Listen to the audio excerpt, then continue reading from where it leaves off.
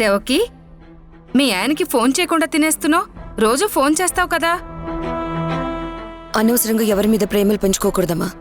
ఆయన మీద నేనెంత ప్రేమ చూపించినా ఆ మనిషి ఒక్కసారన్నా నా మాట చెవికి ఎక్కించుకున్నాడా? అన్నయ్యకి యశోదకి పెళ్లి చేస్తే ఆ యశోద ఇక్కడే ఉంటుందని ఎన్నిసార్లు చెప్పినా మనిషి వినట్లేదు. అలాంటప్పుడు ఆయన కోసం నేనెందుకు ఎదురు చూడాలి? ఆయన కోసం నేనెందుకు పస్తులుండాలి? వస్తాడులే. Bad mummy. నేను కాదే బ్యాడు, మీ నాన్న బ్యాడు. నిన్నెంత మంచి చేసినా కూడా నువ్వు కూడా మీ నాన్న పార్టీయే. అవును, నేను మా నాన్న పార్టీనే. సరే తిను.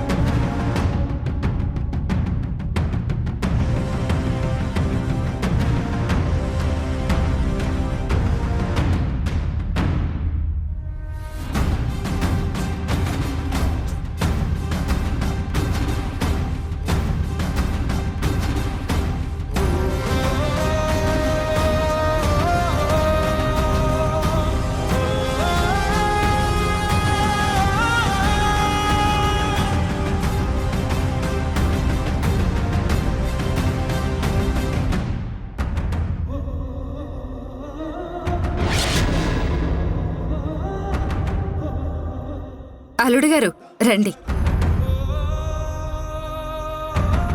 మీ గురించే మాట్లాడుకుంటున్నాం. ఇప్పుడే మీరొచ్చారు.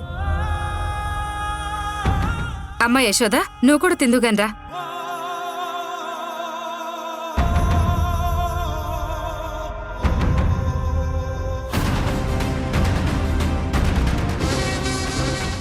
రా బావా, కూర్చో.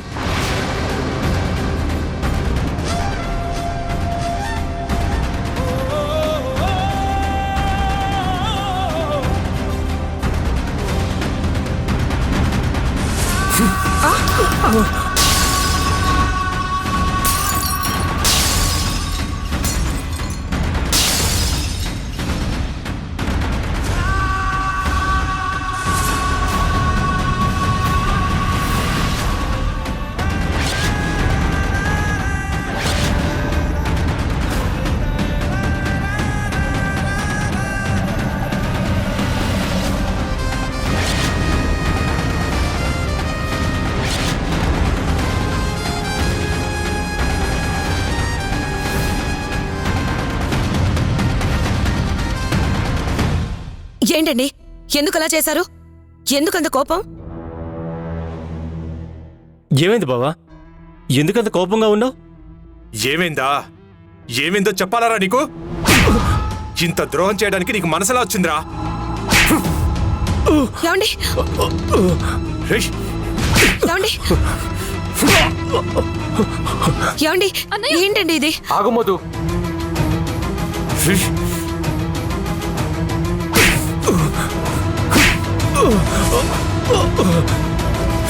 అరే బావా, ఎందుకు బావా? ఏమండి బావా, ఏమైంది బావా? ఏమండి, ఏమైందండి? ఎందుకు కొడుతున్నావు బావా? ఏంటండి ఇది? ఏమండి చెప్పేస్తానురా. ఏమండి వద్దు బావ. ఏమండి ఆగండి, వద్దు బావ. చెప్పేది మీకే. ఏమండి ఆగండి. మా అన్నయ్యని ఎందుకు కొడుతున్నారు? మీకేమైనా పిచ్చి పట్టిందా? చెప్పండి.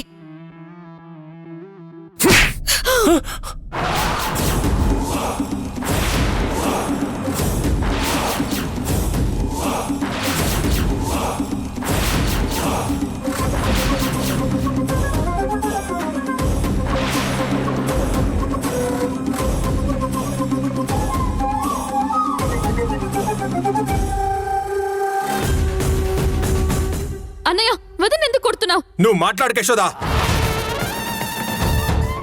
ఇక్కడ ఏం జరిగినా నువ్వు చూస్తూ ఉండు. నీ అన్నగా నేను మాట్లాడాల్సింది మాత్రమే ఇక్కడ మిగిలి ఉంది. నువ్వు సైలెంట్ గా ఉండు. అడ్డుపడ్డందుకు నన్నెందుకు కొడుతున్నారు? కారణం చెప్పండి. అనవసరంగా మీకున్న కోపాన్ని మా మీద చూపించకండి. అనవసరంగా కొడుతున్నానా? నేను అనవసరంగా కొడుతున్నానా? మిమ్మల్ని కొట్టడం కాదు, నరికి చంపినా పాపం లేదు.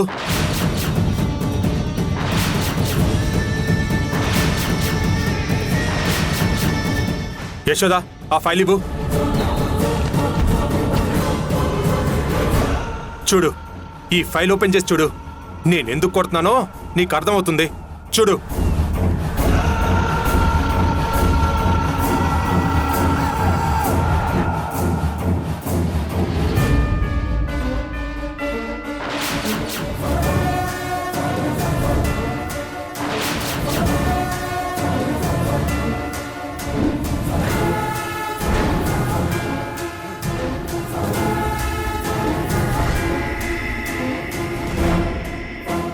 ఏమైంది దేవకి?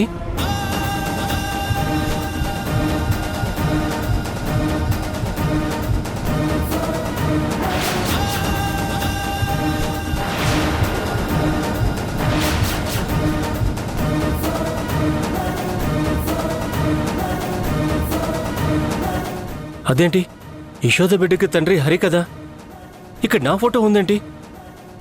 నాకు యశోదకి బిడ్డ పుట్టిందని రాసిందేంటి? అయినా ఈ ఫైలు వీళ్ళకెలా వచ్చింది? ఏం ఆలోచిస్తున్నావు సుబ్బరాజు? ఇప్పుడు మా అందరికి ఏం కథ చెప్పాలని ఆలోచిస్తున్నావా? ఇలాంటి నీచుడు ఇక్కడ ఉండకూడదు. ఇప్పటికైనా నిజం చెప్పరా. నిజం చెప్పు. యశోద బిడ్డకి తండ్రి నువ్వా?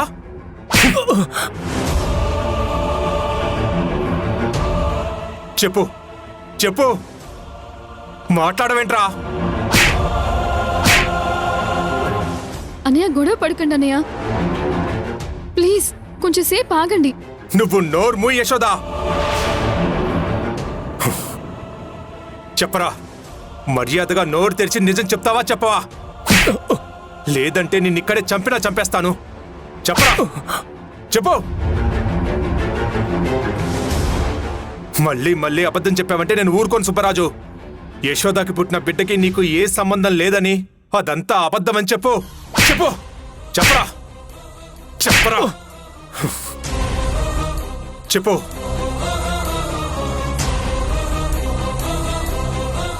ఇప్పుడు ఎలాగో యశోద బావ ఇద్దరూ నేనే యశోద బిడ్డకి తండ్రినని నమ్ముతున్నారు. ఇదే నిజమని నేను నాటకం ఆడాలి. నేను కాదు, యశోద పాపకి తండ్రి అనే నిజం నేనెందుకు చెప్పాలి? ఈ రిపోర్ట్స్ ప్రకారం యశోద బిడ్డకి తండ్రి నేనే కదా.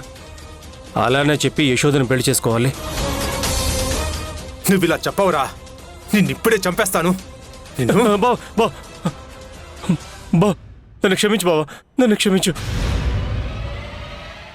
యశోద బిడ్డకి తండ్రిని నేనే బావా.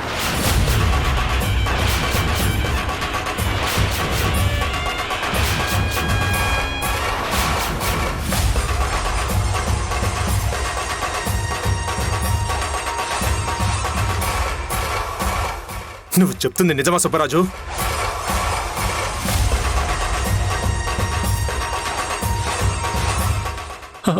నిజమే బావా, కావాలంటే మా అమ్మ మీద ఒట్టేసి చెప్తున్నాను.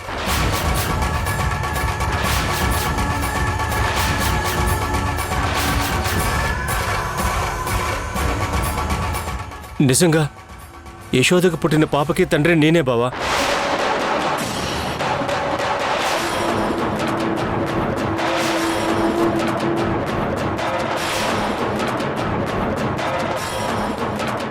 యశోదకి బిడ్డ పుట్టి 6 నెలలు దాటింది అంటే ఇదంతా జరిగి 1.5 సంవత్సరం పైనే అవుతుంది. కానీ నువ్వు మాకేం చెప్పావు? యశోద కోసమే ఊర్మిళ దగ్గర పనిలో చేరానని చెప్పావు. మేమంతా పిచ్చివాళ్ళలాగా నువ్వు చెప్పింది నిజం అనుకున్నాం. అంటే నువ్వు మాకు చెప్పిందంతా అబద్ధం అన్నమాట. అది అబద్ధం ఎలాగైతే చెప్పావో ఇప్పుడు నువ్వు చెప్పేది కూడా అబద్ధమే కావచ్చు. మరి నిన్నెలా నమ్మాలి? చెప్పు, ఎలా నమ్మాలి? బావా, మా అమ్మ మీద ఒట్టేసి నేను అబద్ధం ఎందుకు చెప్తాను?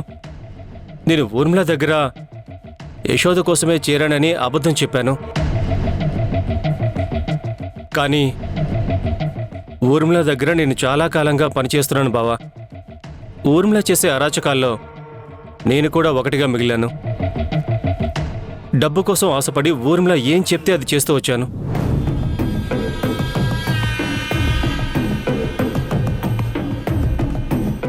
ఈ విషయాలన్నీ మీకు చెప్తే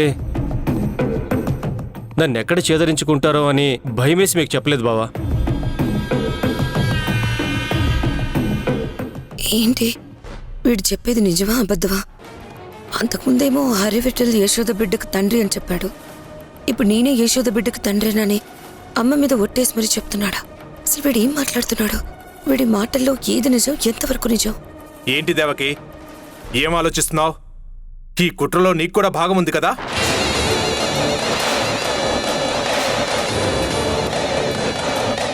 నీకు మీ అన్నయ్య ఏం చేస్తున్నాడో, ఎవరి దగ్గర పనిచేస్తున్నాడో, మీ అన్నయ్య చేసే చండాల పనులని నీకు తెలుసు కదా? అంతేకాదు, యశోద బిడ్డకి తండ్రి సుబ్బరాజ్ అని నీకు తెలుసు కదా? అయ్యో, నాకు నిజంగా ఏం తెలీదు. కావాలంటే వాడిని అడగండి. రే చెప్పరా? బావా, నా గురించి ఎవరికీ ఎలాంటి విషయాలు తెలియవు. ఇప్పుడు కూడా మీకు నిజం తెలిసింది కాబట్టే నేను నిజం చెప్తున్నాను బావా. కాకపోతే ఒక్క విషయం మాత్రం నిజం బావా. అదేంటంటే యశోద మీ చెల్లెలని తెలియకముందే నేను యశోదను ప్రేమించాను.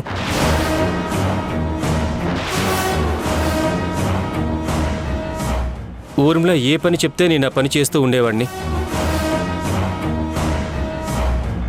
అలాగే ఒకరోజు ఊర్మిళ వాళ్ళ డాక్టర్ నన్ను స్పర్మ్ ఇవ్వమని అడిగారు. దానికి పెద్ద మొత్తంలో డబ్బులు కూడా ఇచ్చారు.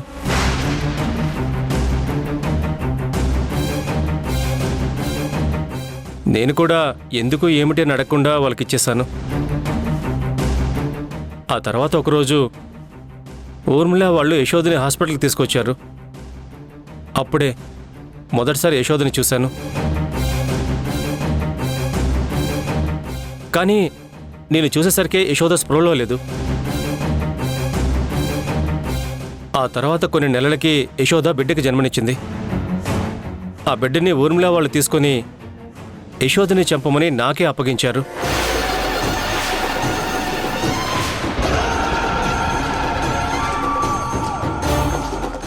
మొదటి చూపులోనే యశోదని ఇష్టపడిన నేను యశోదని చంపలేకపోయాను. అందుకే ఊర్మిళ దగ్గర నుంచి తప్పించాను. ఊర్మిళకి నా చేతుల్లో నుంచి తప్పించుకుందని అబద్ధం చెప్పాను. ఆ రోజు నుండి, ఆ క్షణం నుంచి ఊర్మిళ యశోదని చంపడానికి ఎన్నో ప్రయత్నాలు చేసింది. ఆ ప్రయత్నాలన్నింటినీ ఒక్కొక్కటిగా నేను అడ్డుపడుతూ వచ్చాను.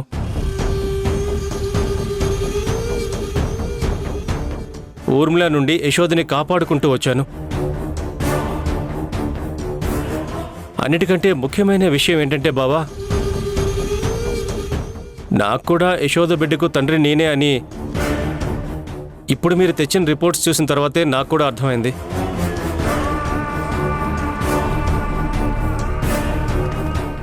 ఎందుకంటే ఊర్మిళ వాళ్ళ డాక్టర్ నా దగ్గర స్పర్మ్ తీసుకుంది కానీ అది యశోద మీద ప్రయోగిస్తుందని కానీ ఎవరెవరి మీద ప్రయోగించిందనే విషయాలు కానీ ఇవేవీ నాకు తెలియవు.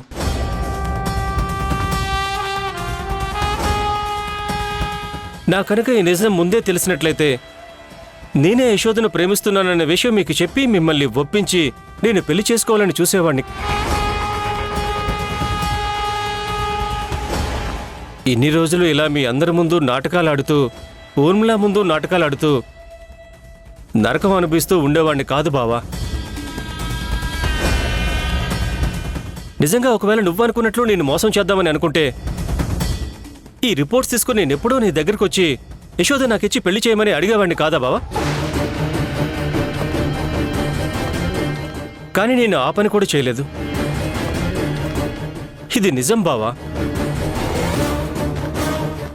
ఇప్పటి వరకు నువ్వు అడిగిన వాటన్నిటికీ నేను సమాధానాలు చెప్పాను. నేను చెప్పింది ఏవీ కూడా అబద్ధాలు కాదు బావా. నన్ను నమ్ము బావా. ఏమండి, మా అన్నయ్య చెప్తుంది ఖచ్చితంగా నిజమే అయ్యి ఉంటుంది. నిజంగా నాకు కూడా ఈ విషయాలు ఏవీ తెలియవు. ఇంకాపుతారా మీ నాటకాలు? ఇప్పుడు ఈ క్షణమే నాకు అర్థమవుతుంది మీరు ఎన్ని నాటకాలు నా వెనకాడారో. మీలాంటి క్రూరమైన మనుషులు ఇంకెక్కడా ఉండరేమో.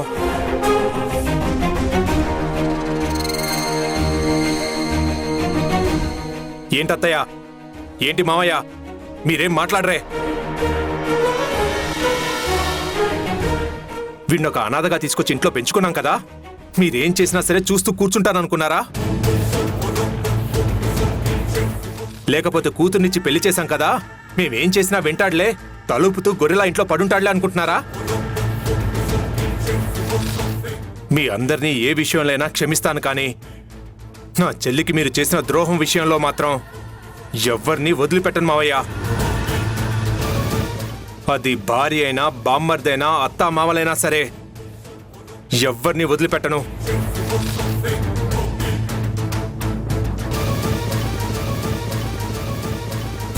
మధు, అనవసరంగా నువ్వు అందరినీ అపార్థం చేసుకోకు. వీడు వెధవా అని నాకెక్కడో అనుమానం ఉండేది, కానీ ఈరోజు మాత్రమే మాకు పూర్తిగా అర్థమైంది. వీడు ఇలాంటి పనులు చేస్తాడని మేము అస్సలు అనుకోలేదు. నువ్వు మా అమ్మాయి ఆనందంగా ఉంటే చాలు. ఇలాంటి వాడు మా కొడుకని చెప్పుకోవడానికి కూడా అసహ్యంగా ఉంది.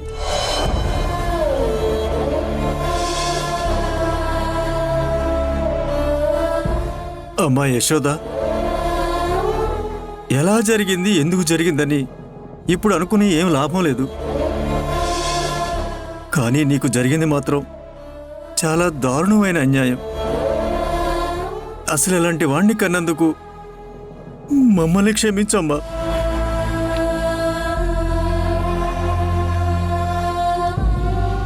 మావయ్య, ఈ విషయం మీకు తెలియకపోయి ఉండొచ్చు, కానీ ఖచ్చితంగా దేవకికి, సుబ్బరాజుకి మొదటి నుంచి అన్ని విషయాలు తెలుసు.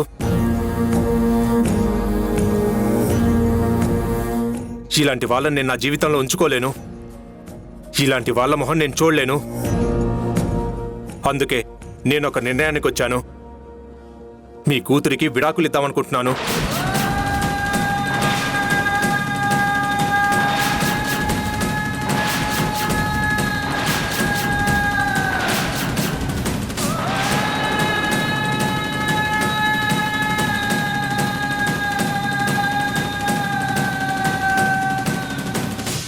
ఏంటన్నయ్య ఆ మాటలు? వదనేం తప్పు చేసిందని వదనకి విడాకులు ఇస్తానంటున్నావు? తప్పు చేసింది, అబద్ధాలు ఆడింది ఆ సుబ్బరాజు. అంతేకాని వదనేం చేసింది? నువ్వు ఆ మాట అనడం కరెక్ట్ కాదన్నయ్య.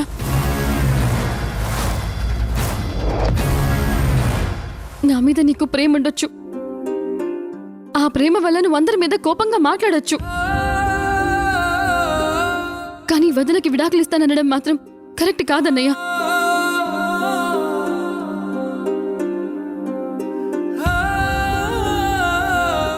మీకు ఒక కూతురు ఉంది కదా, దానికి ఒక భవిష్యత్తు ఉంది. దాన్ని మీరు నాశనం చెయ్యొద్దు.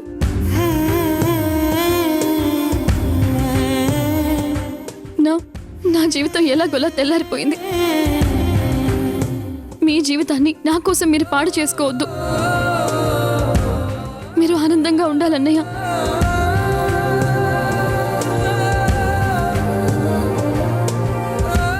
నా గురించి, నా జీవితం గురించి మీరు ఆలోచించొద్దు. దయచేసి నా వల్ల మీ మధ్య మనస్పర్ధలు రాకూడదు.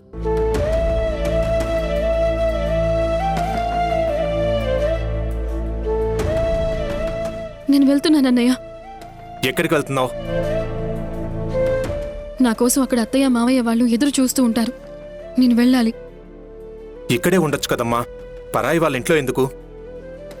ఇంతమందున్న ఈ ఇల్లే నాకు పరాయిల్లుగా అనిపిస్తోందన్నయ్య.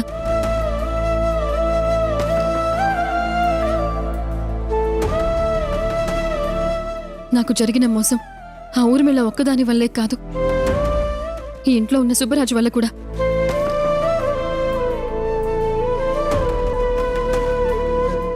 అక్కడ వాళ్ళకి మాత్రం ఎవరున్నారు? హరి లేడు కదా. పాపం హరి మీద బెంగతో వాళ్ళు బాధపడుతున్నారు. వాళ్ళని చూసుకోవాల్సిన బాధ్యత నా మీదే ఉందన్నయ్య. నేను వెళ్తాను. నేను ఇక్కడి నుంచి వెళ్ళిపోతాను.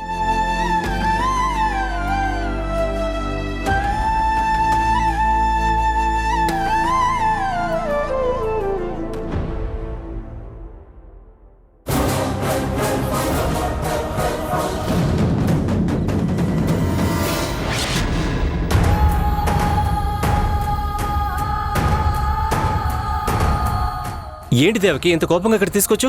నిక్కీ మీద ప్రమాణం చేయరా. నిక్కీ మీద ప్రమాణం చేయాలా? దేనికి? నాకెందుకో నువ్వు నన్ను మోసం చేస్తున్నావు అనిపిస్తుంది. నేను నిన్ను మోసం చేయడం ఏంటి దేవకి? అసలు ఏం మాట్లాడుతున్నావు? యశోద బిడ్డకి తండ్రివి నువ్వని నీకు ముందే తెలుసా తెలీదా? ఒకవేళ తెలిసి కూడా నాకు చెప్పకుండా నన్నే మోసం చేస్తున్నావా?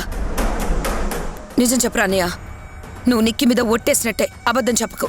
అయ్యో దేవకి, ఈ విషయం నాకు ముందే తెలిస్తే నేనే తన బిడ్డకి తండ్రి అని చెప్పుకొని కావాలంటే DNA టెస్ట్ చేయించమని గోల చేసైనా సరే యశోదని పెళ్లి చేసుకునేవాడిని కదా.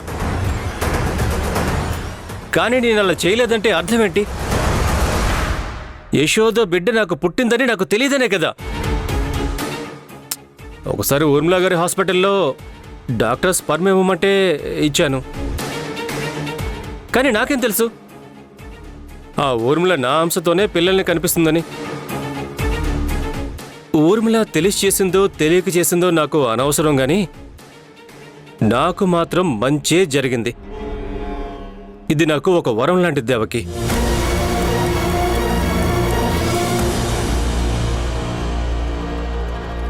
చిన్నప్పటి నుంచి నా జీవితంతో ఎందుకు ఆడుకుంటున్నావు? కృష్ణప్రియ అని తెలియక ముందే నేను నీ కడుపులో బిడ్డని పుట్టించే ప్రయత్నం చేశాను. నిన్ను మాత్రం వదిలిపెట్టను ఊర్మిళ.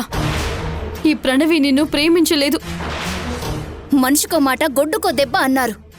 మీరా గొడ్ల కంటే దారుణంగా ఉన్నారు. నా హరిని నాకు దూరం చేయాలని చూస్తే ఎవ్వరిని బ్రతకనివ్వను.